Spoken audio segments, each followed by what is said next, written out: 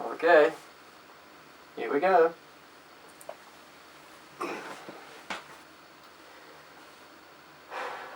Hey guys, it's been a while, and I've got some explaining to do about all this, I think. Let's just say the channel needed to go in a new sort of direction, and I had to kind of change what things were like in order to appeal for how they are right now. I'm gonna try and break it down as best as I can, just inform you guys of why all this happened in the first place. So to start off, let's talk about why Mega Man X4 kinda just stopped. Okay, let me just say straight from the start, do not worry. The series of Mega Man X4 Blind is not cancelled. I will finish the game, I will finish the LP. I just needed to take a little bit of a step back from it. And my reasons why are mainly just because I guess I felt a little bit burnt out when trying to play through it. At the end of the day, everything I throw out for YouTube, I always make sure that I am actually enjoying making this in the process. And after a while with Mega Man X4, I guess I just wasn't feeling like playing the game.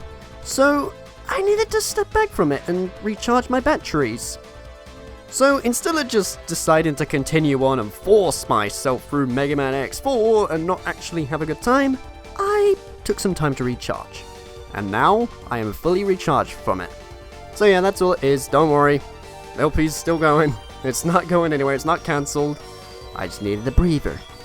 And this meant, due to Mega Man X4 going away for a while, I had to come up with something to upload for the time being. And that's the stream archives. Mega Man X4 was on a break, and that means that if I did absolutely nothing in all that time, my channel would be dead for the next couple of months. So this is where the stream archives happened and made sure that the channel still kept itself alive after all this time. All the streams that I do over on Twitch became a thing that people now would like to see on YouTube. What started out as a simple hobby in 2018 has now grown into this thing where I do actually finish the games that I finish on stream, and then people can actually watch them back. For instance, Portal, WarioWare, Musha, currently at the minute Banjo-Tooie, Sonic Adventure DX Definitive Edition, etc. These were just simple little filler videos that I could just crank out to just keep things active. So yeah, that was my little backup plan to keep things rolling. However, it was not just YouTube side of things, because you might also be aware that I'm on this platform called Twitch, and I run a show on there called Vote for a Game Night. It was starting to get a little bit hard to manage, so I wanted to kind of change up the format a little bit of that to make sure that it was doable and, you know, actually fun to do instead of stressful. So let's just move on to that, shall we? For those unfamiliar, Vote for a Game Night is a stream series I do where the chat is able to vote for a bunch of games that I have in my collection. It's a way where we can marathon through some of the games that I have and turn it into a game show, if you will. I present a list of the games I have, the chat can type in which games they want to see, and then they get added to a spin wheel, and if it lands on them, then that's the game that gets played for a while. And it's fun. I enjoy it. I enjoy running the show, but it started to get a bit more popular, and because of that, it was being a bit more difficult to manage.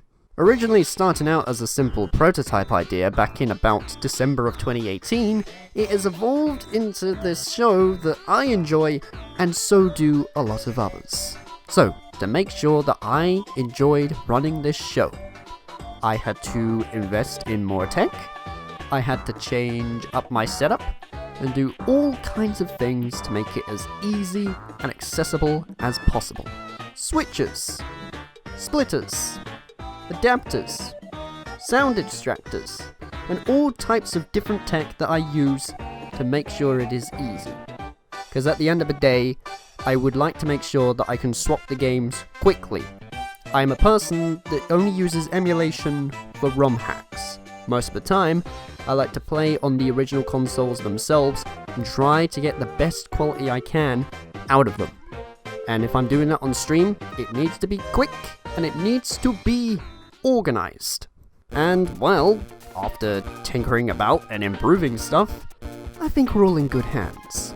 The games are easy to swap, I can adjust audio levels okay, and just things are fine. because I didn't want to scrap this show. I just wanted to improve it. And, well, let's just say I kind of went a bit overboard on it, but I think it's gonna help out in the long run. For the channel and Twitch and just everything overall. Believe me, it's good stuff. And that's kind of what I've been up to. I just had to change a couple of things around just so then things were a bit more manageable. And these days I feel like what I do right now is the only way I'm going to keep the YouTube algorithm flowing, as well as just enjoying Twitch and everything else. So don't worry, this will all be worth it, I assure you. And what about X4? I've talked about it, but when is it actually coming out? Have I even recorded it? Have I recorded all of X? Have I recorded all of 0? Yes.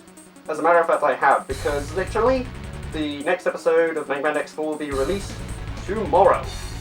And all this time, I've managed to edit it all together, piece it together, and just get things done and dusted for it. So, yeah, there's no more waiting, guys, don't worry. As soon as we continue tomorrow, I've had my fun, I've had my break, so now it's time to get back into what you guys want to see. So, yeah. Okay, and that about wraps everything up I need to talk about. Sorry if this video has been really weird with me wearing this weird mask as I explained about all this, but it was the easiest way I could do this in order to get it all out of my head. So yeah, take care guys, thank you for listening to this update video, and let's start fresh, shall we?